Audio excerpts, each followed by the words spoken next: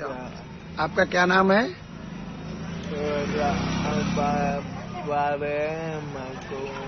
अच्छा, पिताजी का? और रहने वाले?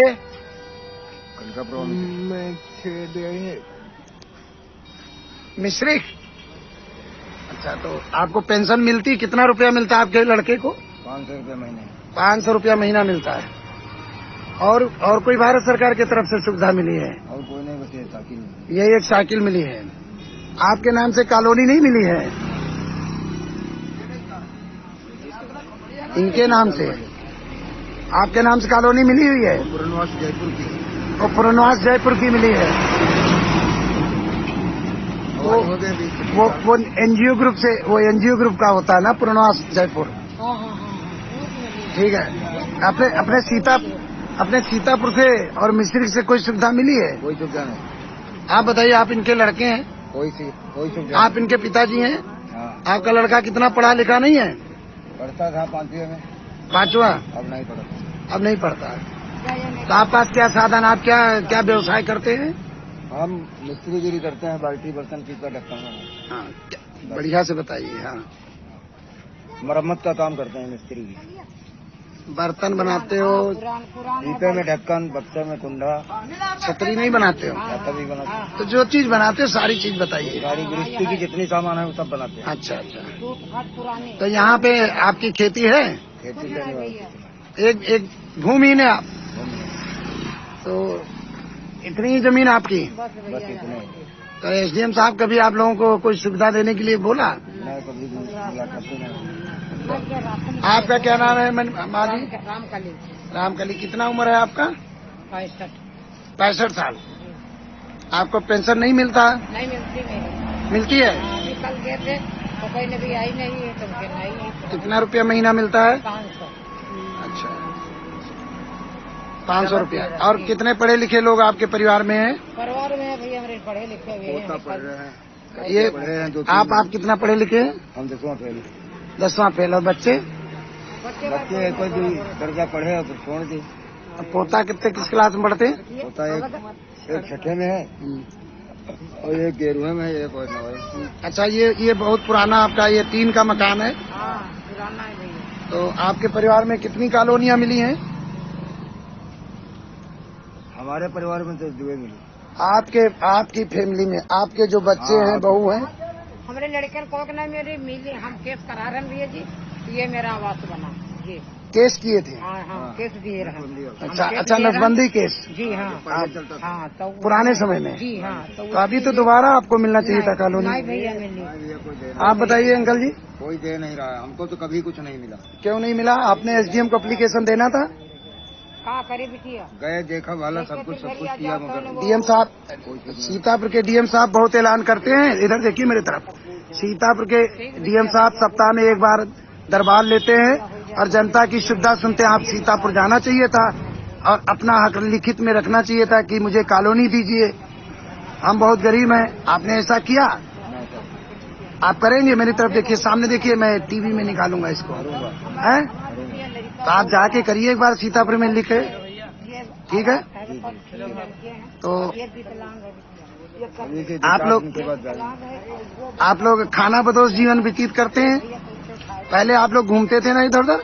पहले खूब घूमा करता था। तो उसको घुमत्तू बोलते थे? घुमत्तू। हाँ। तो अभी आप लोग अस्थायी तौर पे रह रहे हैं, तो सरकार आपको सुविधा देना चाहिए। अस्थायी बिल्कुल, यहाँ से 40-45 साल अस्थायी हो गए। तो आप ऐसा करिए कि आप वोट देते तो आपके अपने यहाँ विधायक जी को कभी अब जाके मिलना चाहिए, आपने कहना चाहिए। नहीं, एक वर्तमान मिल चुके हैं। हाँ, कह चुके हैं, एप्लीकेशन दे चुके हैं। हाँ। जो विधायक है। विधायक कौन है आपके यहाँ पे? अशोक रावत? नहीं। हाँ, सांसद अशोक रावत सांसद हैं? अच्छा। और विधायक कौन है? किशन कुमार भार्गव। किशन कुमार भार्गव। तो इतवार को सरकार कहती है कि गरीबों का विकास हम लोग करेंगे, तो विधायक और सांसद जो अपने क्षेत्र में इतवार संडे को मीटिंग लेते हैं, तो आप उस मीटिंग में जाके व्यवस्था पूछना चाहिए कि सर आप हमें क्या सुविधा दे रहे हैं। तो तो सीतापुर में होती होगी। यहाँ भी होती है? नहीं बाबू जी, यहाँ होती पक्का होती। विधायक निवास पे मीटिंग होती है, आप उनसे मिलिए जाके और अपना समस्या बताइए कि ये समस्या है, हमारा ये बच्चा विकलांग है। इसका क्या नाम? प्रेम? हाँ प्रेम हुआ। अच्छा अच्छा। पंचायत लगाई थी ये सब। तो आपको 500 रुपया मिलता है? हाँ भैया पंचायत हो अच्छा अच्छा है, गया। चलो ठीक है। जय हिंद साथियों, मैं आपका चिरपरिचित साथी प्रवीण सिन्हा विकलांग साथी ट्रस्ट की तरफ से सीतापुर के जिलाध्यक्ष के रूप में आपका दिव्यांगम चैनल पर अपनी पूरी यूट्यूब टीम के साथ हार्दिक स्वागत करते हैं और स्वतंत्रता दिवस की हार्दिक शुभकामनाएं देते हैं। साथियों, अभी आपने एक वीडियो छोटा सा देखा, कैसा लगा इस पर अपनी प्रतिक्रिया ज़रूर दीजिएगा। साथियों, किसी ने सही कहा है कि जब तक आप जीवित हैं किसी के काम आते रहिए, क्योंकि उस तालाब का पानी कभी भी नहीं सूखता जिस तालाब के पानी से पानी लिया जाता है, या यूं कहें वो कुआं भी कभी नहीं सूखता जिस कुएं से पानी खींचा जाता है। जी हाँ साथियों, आज की कहानी आपको कुछ सिखाएगी और उस पर हम आपकी प्रतिक्रिया का इंतज़ार करेंगे। कहानी यूँ है कि एक बार गौतम बुद्ध अपने शिष्यों के साथ भ्रमण पर निकले और भ्रमण करते करते वो एक गांव से दूसरे गांव से तीसरे गांव भ्रमण कर रहे थे कि तभी गौतम बुद्ध को कुछ प्यास लगी तो वो एक पेड़ के नीचे आकर के विश्राम करने लगे और उन्होंने अपने शिष्यों से कहा, उसमें से एक शिष्य से उन्होंने ये बात कही कि आप इस पेड़ से 20 कदम की दूरी नापें और दूरी नापने के उपरांत इस पेड़ की परिक्रमा करें। शिष्य ने गुरु का आदेश प्राप्त करके वैसा ही किया। पहले पेड़ से 20 कदम की दूरी नापी, दूरी नापने के बाद उसने उस पेड़ के चारों ओर परिक्रमा करी। जब परिक्रमा करके वो पुनः पेड़ के पास वापस आया, गुरुदेव के पास, गौतम बुद्ध के पास, तो गौतम बुद्ध ने उससे पूछा, तुम्हें किस दिशा से ठंडी हवा का आभास हुआ? ऐसी स्थिति में शिष्य ने कहा, साहब हमें उत्तर दिशा से ठंडी हवा आने का कुछ आभास हुआ। गुरु ने, गौतम बुद्ध ने अपने उस शिष्य को पुनः एक बार आदेशित किया और कहा कि आप उत्तर दिशा में जाएं, वहाँ तालाब या कोई कुआं भी आपको मिलेगा जहाँ से आप जल लाकर हम लोगों की प्यास को बुझाएं।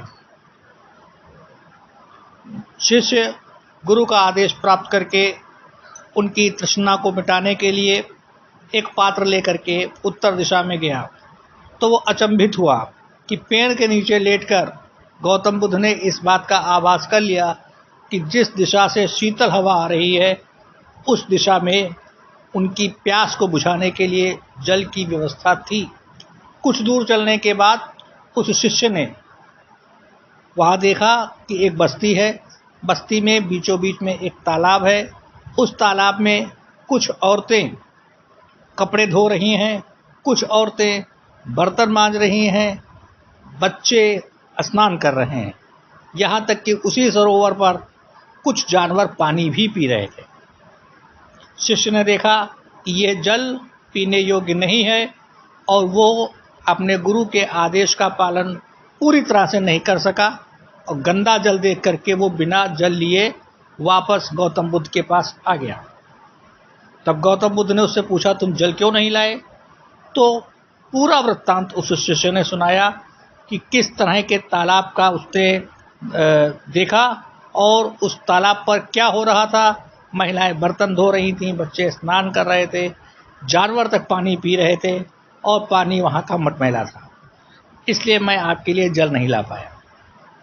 गौतम बुद्ध ने कहा, कोई बात नहीं, थोड़ी देर विश्राम कर लो। एक पहर बीत जाने के बाद, एक पहर यानी कि आज के इस आधुनिक युग में लगभग 3 घंटे के बाद गौतम बुद्ध ने पुनः उस शिष्य से कहा कि अब आप जाइए और जल लेकर के आइए, प्यास बहुत तेज लगी है। वो शिष्य जानता था कि वहाँ पर जल गंदा होगा, लेकिन गुरु का आदेश था वो पुनः उसी तालाब के पास गया और तालाब के पास जाकर वो अचंभित हो गया कि वहाँ से जानवर गायब, वहाँ से महिलाएं और बच्चे गायब और जल बिल्कुल साफ और स्वच्छ। वो जल लाया, जल लेकर के आया। गौतम बुद्ध और उनके शिष्यों ने अपनी प्यास को बुझाया। तो शिष्य ने बड़े विनम्र स्वभाव से अपने गुरु से पूछा कि महाराज, ये आपने कैसे जान लिया, ये कैसे एक अचंभा हो गया कि वहाँ पर जो जल अभी एक पहर पहले बहुत दूषित अवस्था में दिखाई दे रहा था, वो जल इतना स्वच्छ और निर्मल कैसे हो गया। तो गौतम बुद्ध ने एक सीधा सा बहुत सरल शब्दों में जवाब दिया कि जब गंदगी ऊपर की ओर आ जाए, दूषित पानी की गंदगी ऊपर की ओर आ जाए, तो उस जल को शांत करने के बाद अगर हम देखेंगे तो उस जल की गंदगी बैठ जाएगी। और यही हुआ कि जब सारे जानवर और सारे स्त्री पुरुष चले गए वहाँ से, जल पर किसी भी तरह की कोई हलचल नहीं हुई, तो जल शांत हो गया और इस शांत अवस्था में उसकी गंदगी अपने आप बैठ गई और जल पुनः निर्मल हो गया। तो साथियों, ये कहानी आपको और हमको, हम सभी लोगों को ये सिखाती है कि जिस वक्त हम लोग उग्र हों, हमारे अंदर कोई दूषित भावना पल्लवित हो रही हो या कोई ऐसी भी प्रतिक्रिया हम करने जा रहे हों जिससे कि समाज का नुकसान होने जा रहा हो, ऐसी अवस्था में हमको शांत होकर ईश्वर का मनन करते हुए बिल्कुल सुषुप्त अवस्था में बैठ जाना चाहिए। ये कलुषित विचार अपने आप हमारे और आपसे दूर हो जाएंगे। जी हाँ साथियों, इससे सबसे बड़ी प्रेरणा लेने की बात इस कहानी से ये है, उन लोगों के लिए है जो लोग नेतृत्व करने की क्षमता रखते हैं, जो लोग नेतृत्व करते हैं, चाहे वो हमारे देश के राष्ट्रपति और प्रधानमंत्री जी हों, चाहे हमारे प्रदेश के मुख्यमंत्री और उनके मंत्रीगण हों, या मैं अपने आप को भी इस व्यवस्था का भागीदार बनाता हूं, क्योंकि एक संस्था की, एक जिले के नेतृत्व की जिम्मेदारी हमारी भी है।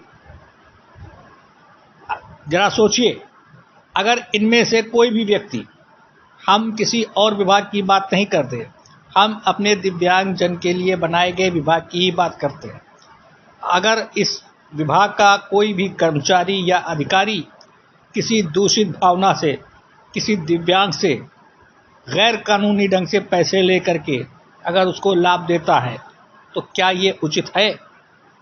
अगर कोई पुलिस वाला किसी भी अपराधी को छोड़ने के लिए उससे गैर जरूरी धन उगाही करता है, या ना पकड़ा जाए कोई मुजरिम, ये सोच करके वो ढीला ढाली का रवैया अपना करके कोई पुलिस वर्ग काम करता है, तो क्या ये उचित है?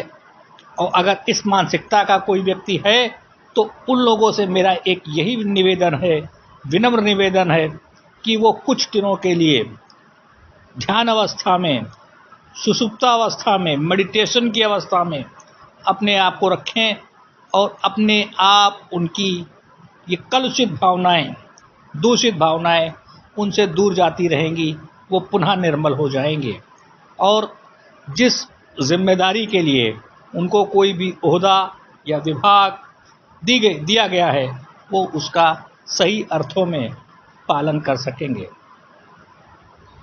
साथियों, मुझे उम्मीद है कि आज का ये एपिसोड आपको ज़रूर पसंद आया होगा। और हाँ, जाने से पहले आपके लिए एक बहुत ही ज़रूरी बात कहना है। वो ये कहना है कि अभी बीते जुलाई और अगस्त के बीच में टोक्यो में एक 2020 ओलंपिक हुए थे। उसमें भारतीय खिलाड़ियों ने बहुत उम्दा प्रदर्शन किया था।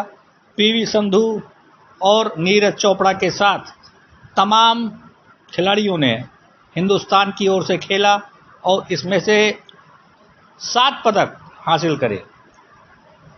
उसके उपरांत अब पैरा ओलंपिक, जो कि दिव्यांग लोगों के लिए किया जाता है, उस पैरा ओलंपिक में हिंदुस्तान का प्रतिनिधित्व करने के लिए 14 जाबाज दिव्यांग इस देश की तिरंगे की शान को बढ़ाने के लिए टोक्यो में पहुंच चुके हैं।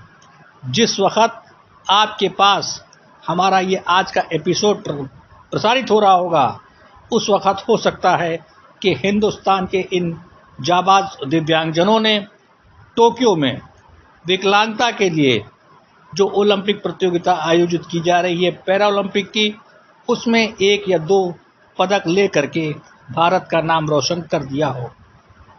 इनमें से कुछ हमारे ऐसे प्रतिभागी हैं जिनको कभी पैरालिसिस हो गया था, लकवा हो गया था, जिन्होंने शायद दोबारा खड़े होने की उम्मीद छोड़ दी थी।